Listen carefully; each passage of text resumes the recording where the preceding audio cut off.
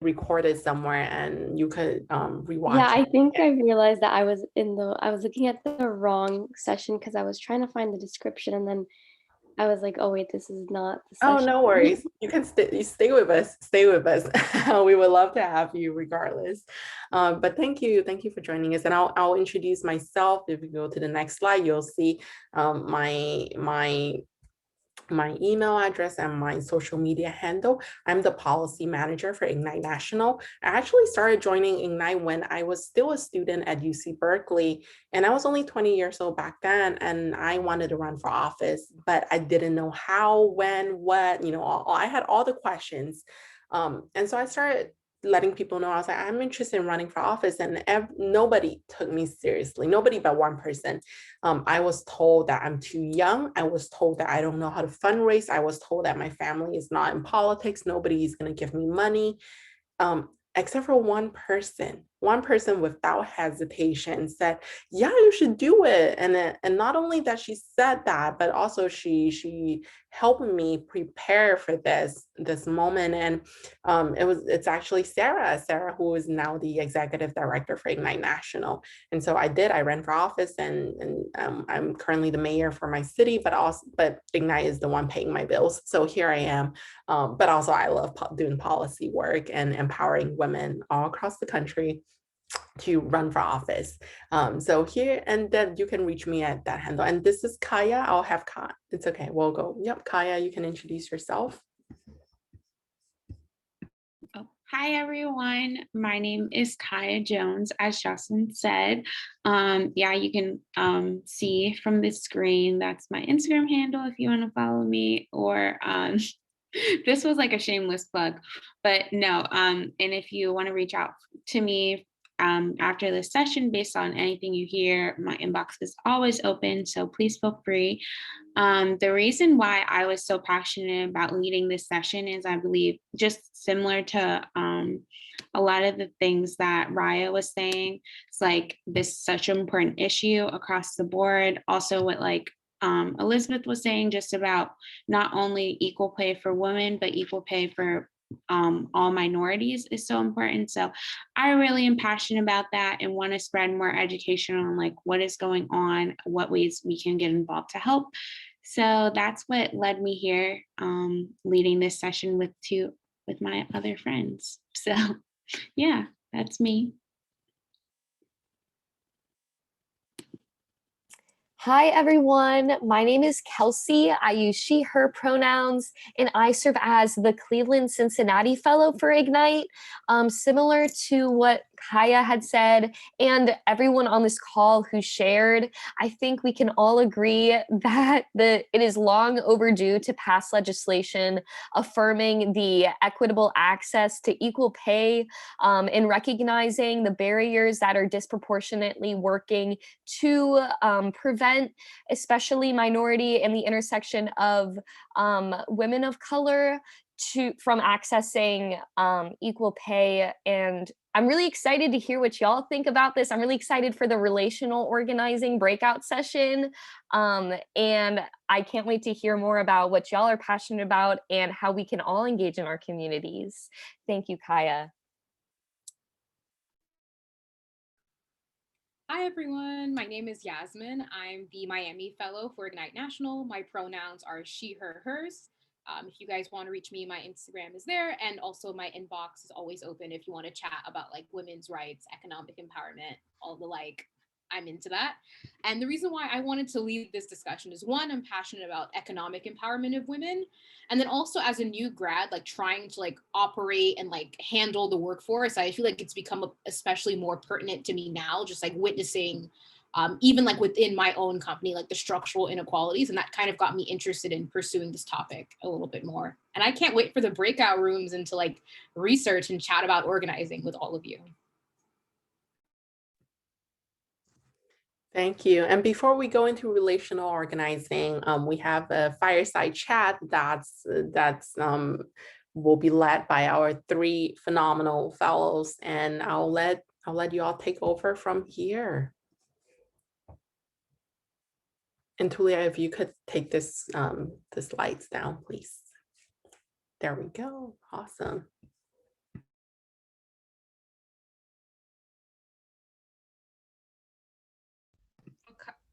Kaya, are you?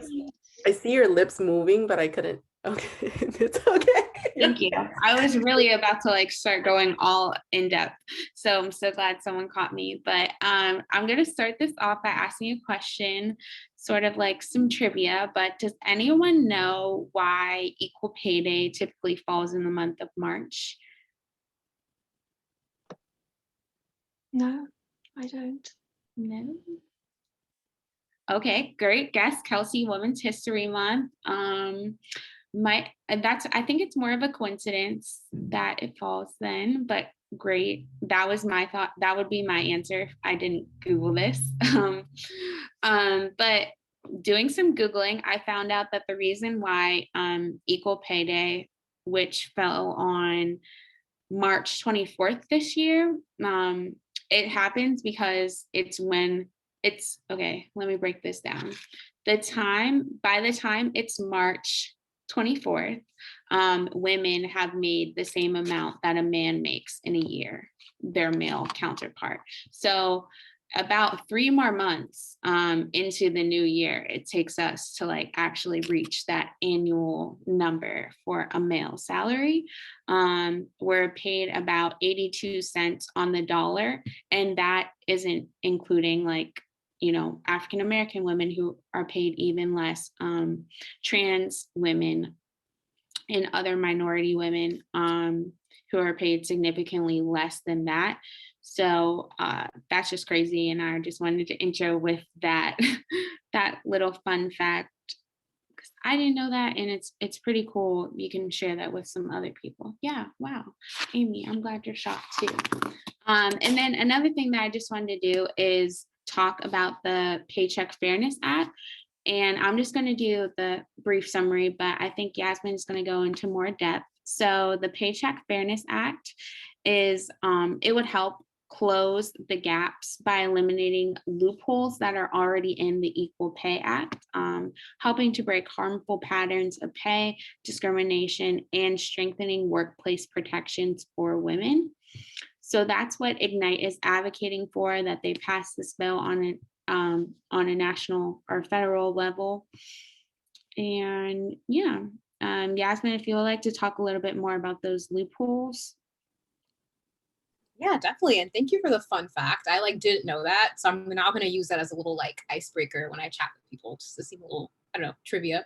But so just to give you guys a couple more like details about the Paycheck Fairness Act. So one of the key things that it will do is require employers to demonstrate that wage differentials are based on factors other than sex. It would also like prohibit retaliation against workers who inquire about their employer wages. It would strengthen penalties for any equal pay violations. I would also direct the Department of Labor to assist employers and collect wage-related data. And that's one of like my favorite distinctions, because I've been reading a lot of articles on how like data collection and actually showcasing like what are the exact salaries that everyone is making at a company can go a long way in actually like reducing the gap that we see. Because a lot of the times it's hard for women to retaliate or speak out about these issues because you simply don't know what your male counterparts are making. So all you can really do is guess. So it's hard for you to compare your salary to theirs when their salary isn't really disclosed. And it would also authorize additional training for the Equal Employment Opportunity Commission staff to better identify and handle wage disputes. And now Kelsey's going to talk a little bit about how this act and the Paycheck Fairness Act kind of like intersects with other things that Ignite is advocating for. Yeah, so I also thought it was really interesting, Sarah, what you were saying at the beginning, because I think you are in the exact right breakout room. I think all of us are in every breakout room to recognize the intersections of all legislation that is advocating for equality and equity on the basis of gender and in the pursuit of gender justice, because to advocate for the Paycheck Fairness Act is to advocate for the Crown Act to eliminate employment-based discrimination legislation that is rooted in racism and hair discrimination.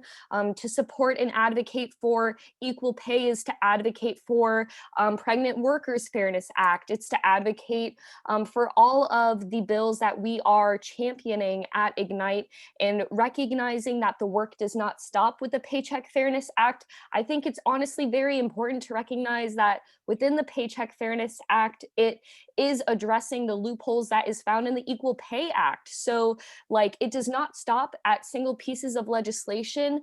And I am really empowered to be here with y'all and recognizing and remaining vigilant into how we can address the intersections of systemic inequity that are barring ourselves, our sisters from empowerment in the economy, in employment, in at home, society. They're all working together and they're interrelated. And that's something that I find a lot of empowerment in my own personal pursuit of justice, is recognizing how all of these bills are related, and how we have to continue doing the work and advocating for all of them. So I just wanted to address that. Does anyone have any questions, or do y'all want, do you have your own specific passions about the Paycheck Fairness Act or economic empowerment and employment equity and empowerment? We would love to talk with y'all rather than talk at y'all. So please feel free. You can hop off mute, use the chat box. We would love to hear from you. I'm gonna mute myself.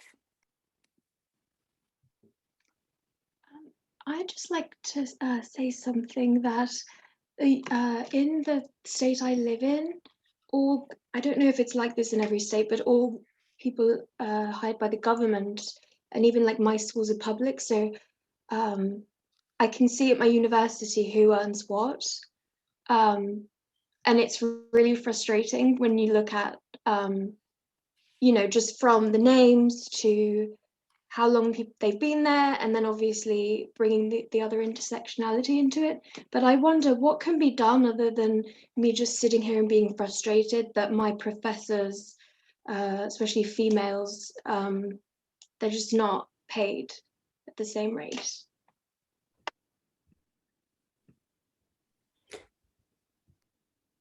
Yeah, if I could chime in, well, and that's actually something that's exactly what we'll be going over in a bit. It's the relational organizing part. It's to identify people, key allies in our community, who can we reach out to. And in your case, if the issue is, you know, and the thing about pay inequality is that it affects all women from all walks of life, all industries, right?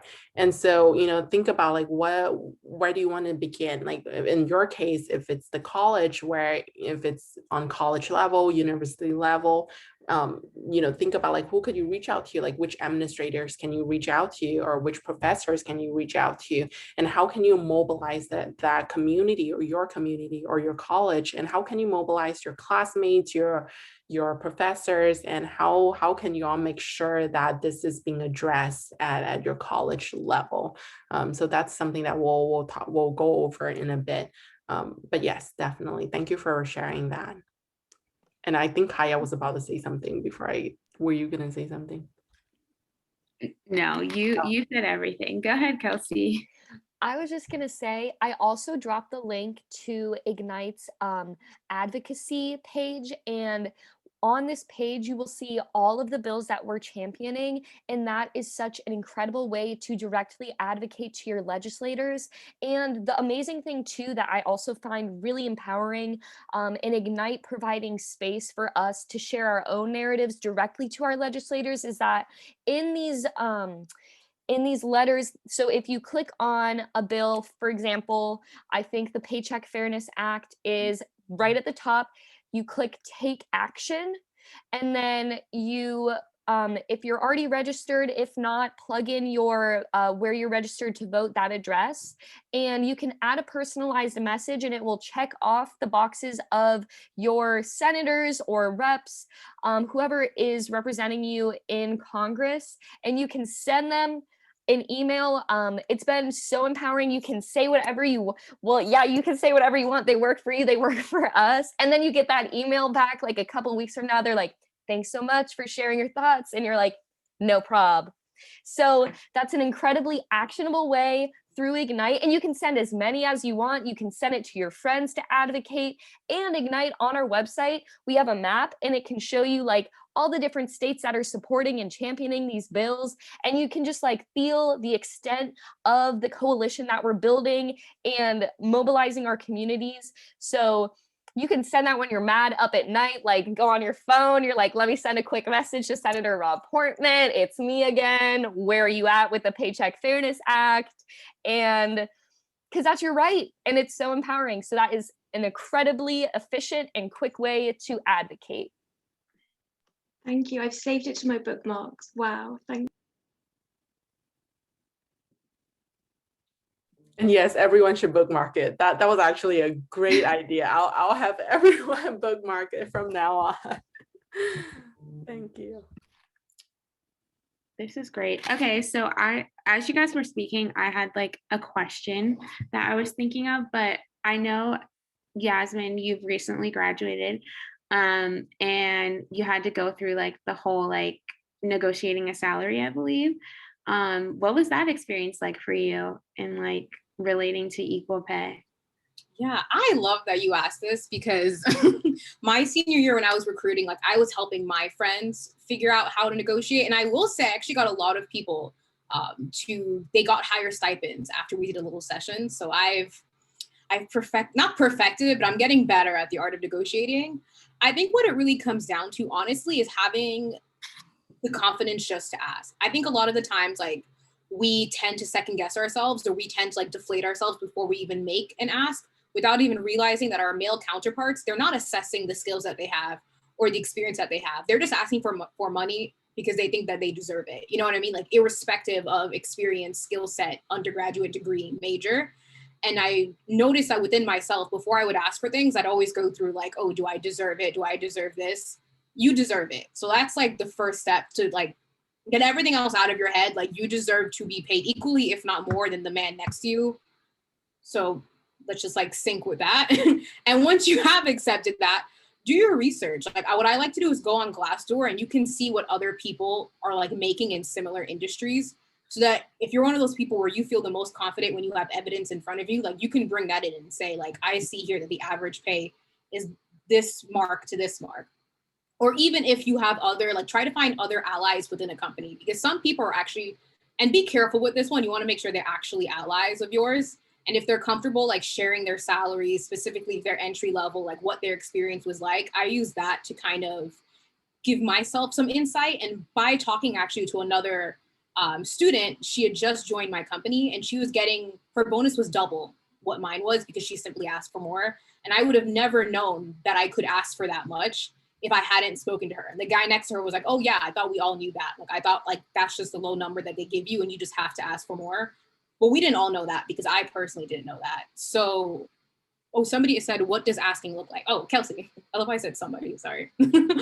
What does asking look like? For me, I don't like to do things through email. So I just asked to set up a call with the hiring manager. And I basically I make it short and sweet. You don't have to make it a whole narrative. You can just say, I did some research on the position. I noticed that typically the bonus is about like in this range. And right now I'm in this range. Like in order for me, like I really am interested in this company, but for me to like fully consider this offer, would it be possible for us to bump it up to this number? And then you just kind of leave it at that. And then she was like, okay, I'll ask like someone else. She called me back 5 minutes later and she was like, yeah, it's fine. Especially for a larger company, like you think it's a large ask, but it's actually not that large of an ask, because if you give a like 2,000 to them is essentially nothing, if that makes sense. The larger the company is, try to make it within reason. Like if you're entry level, I wouldn't ask for like 200K, for example, but I don't know. The bottom line is do your research, be confident, try to find allies. Sorry, that was long, but it's something that I really am passionate about. And if you guys need help constructing your pitch, like editing, practicing, I'm going to put my email in the chat again, because this is like truly something that I love to do. So don't be afraid to email me and be like, let's hop on the phone and I'll pretend to be a hiring manager and we can, sort it out together and get everyone paid like what they deserve. Okay, my spiel is over. Thank you for that advice. That was so great. I think we have time for one more question if anyone has one. If not, we can skip right over to the region. I just lost the word. Relational organizing. Thank you. Relational organizing. It's a Monday, I and know it's I'm going through the Monday motions. That was, I just want to say that was so helpful. Like, I mean, I've asked for raises before and I've asked for, a pay raise and all of that. But even then, every single time I still get nervous. I'm not gonna like every single time I'm like, okay, I need to practice this. I need to like rehearse this. And what if they say no? And what if they like, it's just like a lot of scenarios going through my head before I even make the ask. And it's so nerve-wracking. So thank you for that. I really appreciate that. Well, I do, any questions, anyone? We're good. Just to go off what you were saying, Jocelyn, I recently started a full-time job as well, and I was in a cohort of like 7 people. 6 of us were women and 1 was a man. And we were like, we have gotten really close over like the past 12 weeks. So we were like exchanging texts about like, are you gonna ask for like a raise once they give you your salary, blah, blah, blah. Like all of us women, we were like freaking out. And he's just like, yeah, I'm gonna ask. And I'm just like, why can't we be more like him? Like we're trying to come up with all these reasons, like, oh, well, I did this, so I definitely think I deserve that. And he's just like, well, I'm just gonna ask because that's what you're supposed to do. And I'm asking. And even with like all the negatives, he's just like, yeah, go for it. So I was walking in his shoes after him, just like, yeah, we need to like really encompass that spirit of like, we deserve it. We know our worth, like, and add tax. Preach, Kaya. And also one of the things that I do want to add is that normalize talking about salary at workplace. And that's the one thing that I realized, like a lot of times, like some people are like, no, like I'm not going to share that. But like truly like just normalize talking about salary at the workplace, because that helps with transparency. So, oh, know your worth. And oh my goodness, y'all could just take over from here. Y'all don't need me anymore. Oh my, I thank you for this. I actually needed this more than I thought, but thank you again. Well, with that last call, since we have this phenomenal panel, this is like truly the dream team, and this is your chance to ask away. I'll give 10 more seconds before I go into relational organizing, which is not as exciting as this, I'll tell you that, but we'll get that. No questions. Okay, well, let me share my screen. Thank you all for that again. That was phenomenal. Share screen. Well, what is relational organizing and what can we do now that we have the information? Relational organizing, for those who have never heard of this, it's a process by which individuals, groups, campaigns harness their personal relationships to effect community change. And the key here is that personal relationships, right? We're not reaching out to someone whom we don't even know, someone we have never heard of. We're reaching out to those people in our circle. And that includes, but not limited to, like step 1, which identify those people. And that could be your friends, your roommates, your classmates, individuals in your life, your family. It could be community organizations that you're already involved with, on campus organizations. I know Kelsey, for example, she's also involved in student government. So she has, in fact, she has been doing that. She's been leveraging her connection with student government and working on several other bills that also overlap with Ignite's mission. And also your professors, it could be anyone in your life. And if they're your friends, they should care about issues that affect you and every single one of us here. So, and I always tell people, if you don't write it down, it's not gonna happen. So we're gonna do this quick practice. We'll just take 30 seconds or so to think about who are those people in our life, and if you have paper right next to you, get a paper and pen, and write it down. Who are the people you're going to reach out to after today's breakout session?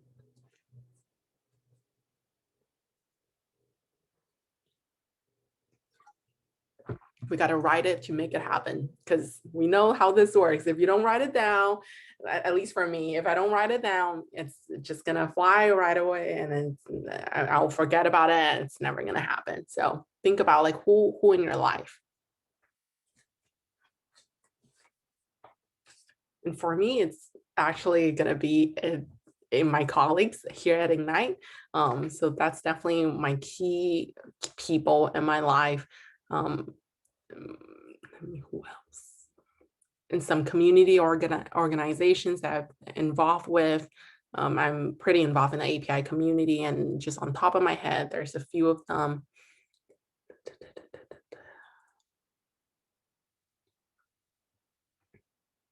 Anyone wants to share who's on their list?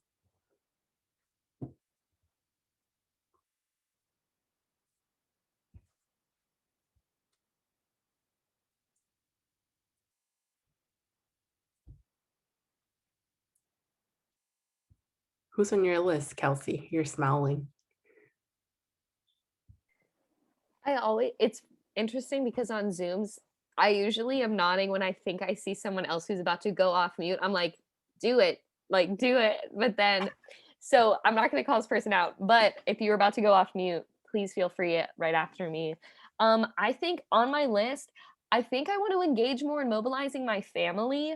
I definitely feel very connected to my network here at Ohio State and my friends and my community, especially as a lot of active folks in community organizing are my closest friends. So I want to go back to where my roots are, my family, who do try to support me as best they can. But I think I could do better in like exchanging knowledge and empowerment through education, and demystifying like legislative advocacy, because we all have the power, right, and ability to do so.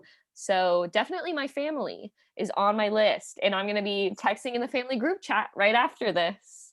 So if you're about to go off mute, please feel free to follow up and share. Okay, so I'm going to agree with Kelsey with my family. I think it's so important to reach out to your family and educate them, especially since, you know, this may be something that they're interested in. I always feel like it's best to educate people who aren't really familiar with this, and this may most definitely be something that they want to participate in, and more than likely other community organizations. Thank you. We'll go to the next slides. Well, now that you have identified those people, which we just did that. I'm sorry, I should have just done this. Well, step 2 is to reach out. How are you going to reach out? Make a plan. Are you going to call them, email them, text, use social media? I know, Kelsey, I heard you said family group chat, so it seems like that's the way that you're going to be reaching out to your family. But how are you planning to do so? So right next to the name, write specifically like how are you going to reach out, and if you're going to call them, what's their number? If you're going to text them, what's their number? And also, this is the fun part, what's your elevator pitch, especially if you're calling? What are you going to tell them? How are you going to tell them the importance of this bill, and how are you going to keep it concise? Because some people, they don't have a whole day. Like I'll use myself as an example. Like I'm a mom. If you call me and like spend 5 minutes of my time trying to tell me something, I might be like, can you like summarize this? Can you make this shorter? So depending on who they are, right? Like some people might be more busy than others. And so how can we make sure that we have an elevator pitch ready to go? Or if you're drafting, or if you're sending an email, like have an email ready to go. We'll just take like 30 seconds or so to write that down right next to their names. And for my case, for my friends, I'll use text. For my colleagues here at Ignite, I'll use an email. And then I'll use social media to reach out to different groups, specifically on Instagram. IG is great, and maybe Facebook Messenger, but IG is phenomenal. And also, Kelsey, I don't mean to put you on the spot, but you had a really great elevator pitch earlier when you all did the fireside chat. If you feel comfortable, do you want to maybe prepare like a quick elevator pitch for us? Sure. I was gonna also say practice, I think, builds confidence, especially when you're just talking about what you're passionate about. And I think you could also lean into some of the strengths that Zoom provides. If you're in a meeting, you could have your elevator pitch pulled up on the side in a Google Doc, and nobody needs to know. Like, you can just speak, no hesitations, like, and you just it's a script, like you can just be acting. And I think it will build a lot of comfortability and confidence in continuing to maybe even incorporate this pitch into your muscle memory, and then you'll be able to just do it on the spot.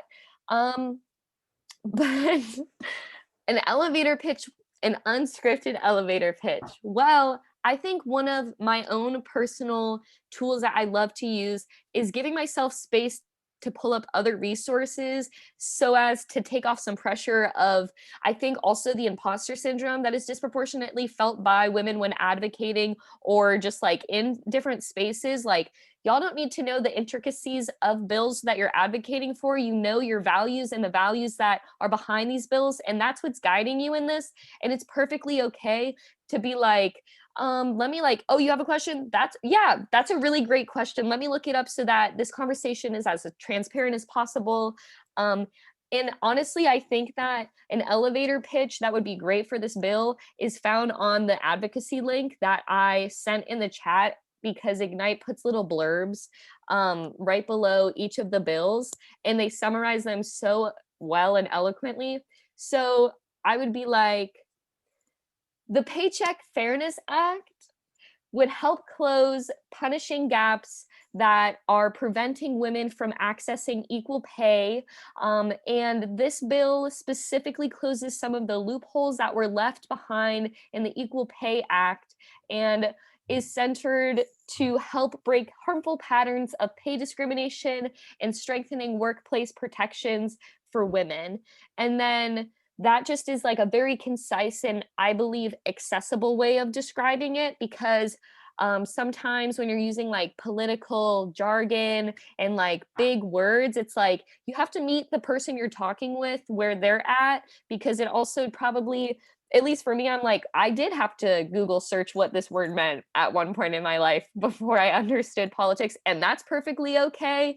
Does not mean that you are any less of an activist or advocate for this bill. So I guess more broadly, those are just some of the pieces of advice that I have. And then I would also follow up elevator pitches with calls to action and active ways that the folks you're talking to can advocate for this. So the link I sent in the chat earlier, most direct way of speaking directly to your legislators. Kaya, I saw you went off mute if you wanted to say something. Also, Yasmin. Oh, No, great tips, Kelsey. The only thing I could think of while you were speaking is when I was doing some like phone advocacy to like family and friends. This was on more of a like controversial topic, but like, let's just say we're doing like some maybe controversial to some people, policy work. I like to lead with this matters to me because, or like, this, I'm personally passionate about this because, especially when I'm talking to like friends and family, like someone who really cares about like me and how it may impact myself, I just like to bring them, because then it like makes them feel like, oh, okay, if I do this, then I'm indirectly helping her, or like indirectly positively affecting my daughter. So like typically when I'm like, if I'm going to talk to my dad about equal pay, like thankfully he's like a conscious man and like cares about this stuff, but let's just say he wasn't, I would just be like, Dad, like, you know, this is really important to me because it's affecting like young women just like myself, and I really want to see us like be able to be equal to like men. in better terms than that. But then he would be like, wow, Kaya, like, yeah, that's a great way to put it. And like, I'm going to sign up. So I think that makes it like more personal, especially when speaking with like friends and family. So that's my one tip. Absolutely. Personal stories are so powerful. And I see, I think few people came off mute if y'all want to just chime in.